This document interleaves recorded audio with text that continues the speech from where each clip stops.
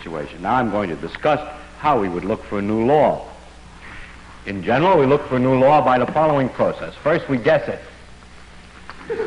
Then we well, don't laugh, that's really true. Then we compute the consequences of the guess to see what, if this is right, if this law that we guessed is right, we see what it would imply, and then we compare those computation results to nature, or we say compare to experiment or experience, compare it directly with observation to see if it works.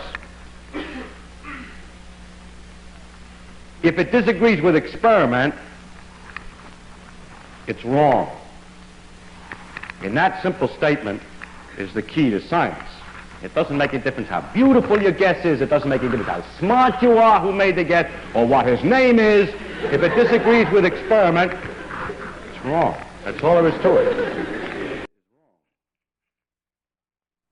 It's therefore not unscientific to take a guess, although many people who are not in science think it is. For instance, I had a conversation about flying saucers some years ago with laymen. Because I'm scientific, I know all about flying saucers. So I said, I don't think there are flying saucers.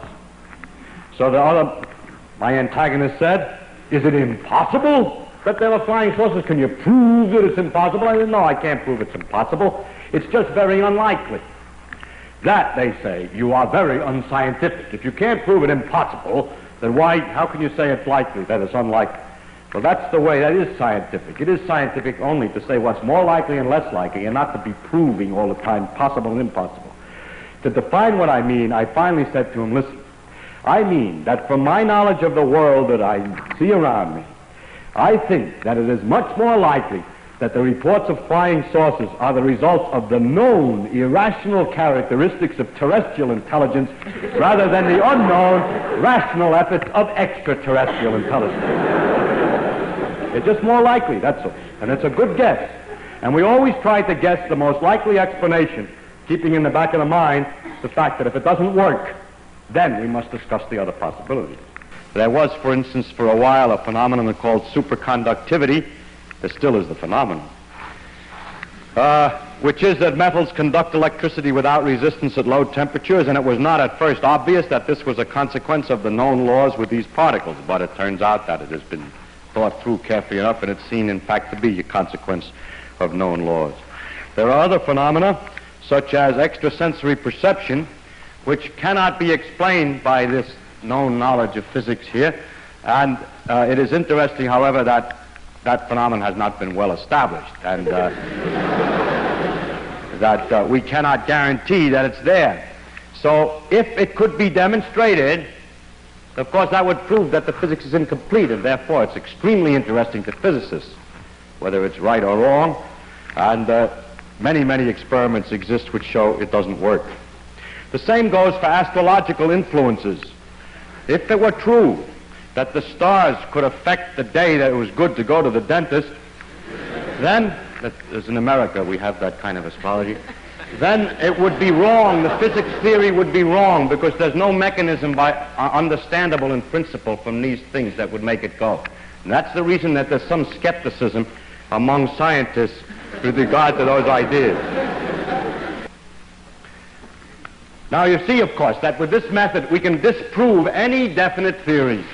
You have a definite theory, a real guess from which you can really compute consequences which could be compared to experiment, and in principle we can get rid of any theory. We can always prove any definite theory wrong. Notice, however, we never prove it right. Suppose that you invent a good guess, calculate the consequences, and discover that every consequence that you calculate agrees with experiment. The theory is then right? No, it is simply not proved wrong. Because in the future, there could be a wider range of experiments, you could compute a wider range of consequences, and you may discover then that the thing is wrong. That's why laws like Newton's laws for the motion of planets last such a long time.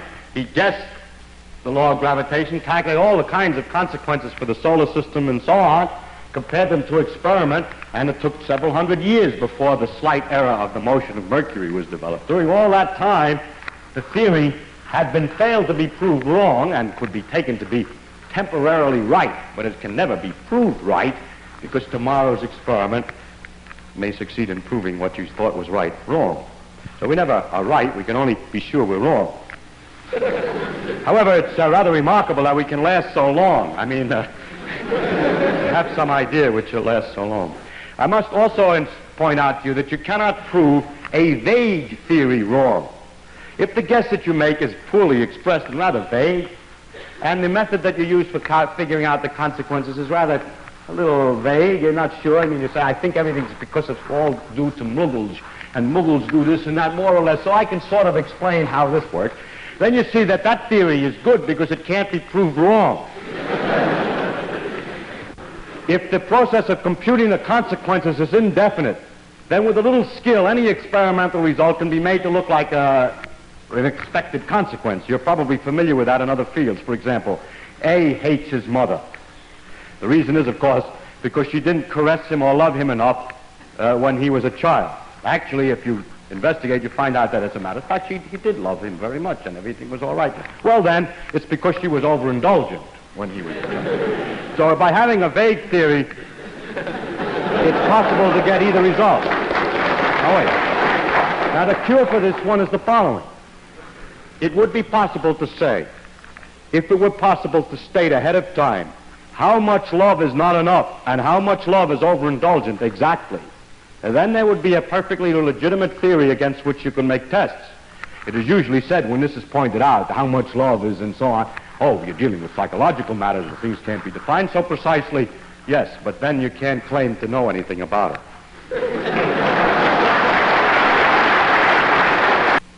Now, I want to concentrate from now on, because I'm a theoretical physicist, I'm more delighted with this end of the problem, as to what goes, or how do you make the guesses. Now, it's strictly, as I said before, not of any importance where the guess comes from.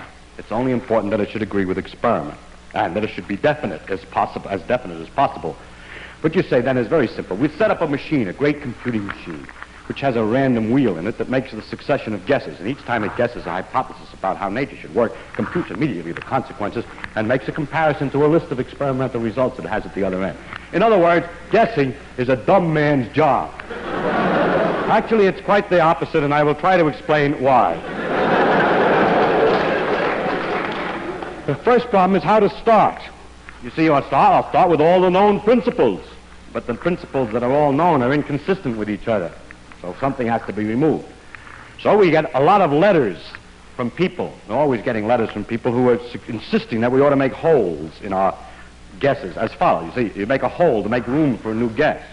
Somebody says to you, people always say space is continuous, but how do you know when you get to a small enough dimension that there really are enough points in between? It isn't just a lot of dots separated by little distances. Or they say, you know those quantum mechanical amplitudes that you told me about, they're so complicated and absurd. What makes you think those are right? Maybe they aren't right. I get a lot of letters with such content, but I must say that such remarks are perfectly obvious and are perfectly clear to anybody who's working on this problem, and it doesn't do any good to point this out. The problem is not what might be wrong, but what might be substituted precisely in place of it. If you say anything precise, for example, in the case of a continuous space, suppose the precise proposition is that space really consists of a series of dots only, and the space between them doesn't mean anything, and the dots are in a cubic array. Then we can prove that immediately is wrong. That doesn't work. You see, the problem is not to change or to say something might be wrong, but to replace it by something, and that is not so easy. As soon as any real, definite idea is substituted, it becomes almost immediately apparent that it doesn't work. Secondly, there's an infinite number of possibilities of these simple types. It's something like this. You're sitting working very hard, you work for a long time trying to open a safe, and some Joe comes along who doesn't know anything about what you're doing or anything except that you're trying to open a safe. He says, why don't you try the combination 10, 20, 30? Because you're busy, you're trying a lot of things. Maybe you already tried 10, 20, 30. Maybe you know that the middle number is already 32 and not 20. Maybe you know that, as a matter of fact, this is a 5-digit combination. There we have. So these letters don't do any good, and so please don't send me any letters trying to tell me how the thing is going to work. I read them to make sure that I haven't already thought of that. But it takes too long to answer them because they're usually in the class try 10, 20, 30.